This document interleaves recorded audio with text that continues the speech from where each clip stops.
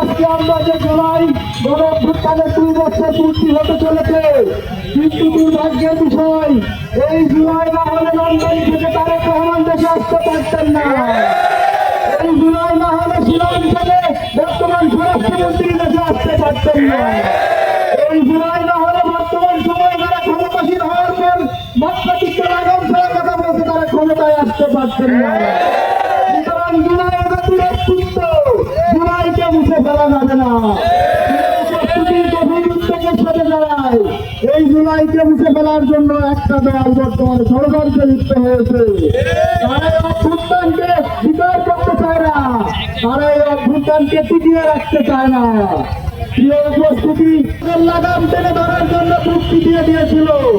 প্রিয় উপস্থিতি, আবার আমরা দেখছি বর্তমান সরকার স্বৈর শাসনের পথেই হাঁটতেছে। কিন্তু দুঃখের বিষয় আরো সত্য কথা, 20 বছর হয়ে গেল স্বাধীনতার, যে সমস্ত খুনিরা আমাদের ভাইদেরকে হত্যা করেছে, বন্ধুদেরকে হত্যা করেছে, সহযোদ্ধাদেরকে হত্যা করেছে, এ সমস্ত খুনিদের এখনো পর্যন্ত কোনো বিচার হয় না।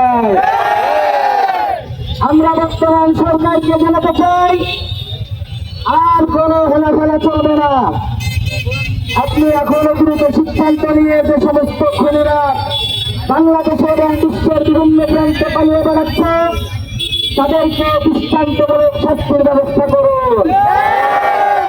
সংগ্রামী সাথী বন্ধুগণ, আমরা স্বপ্ন দেখেছিলাম জুলাইয়ের আন্দোলনের পরে বাংলার জমিনে আর কোনো চাঁদাবাজি থাকবে না, আর কোনো রাহাজানি থাকবে না, আর কোনো মায়ের বুক খালি হবে না, আর কোনো বোনকে বঞ্চিত হতে হবে না।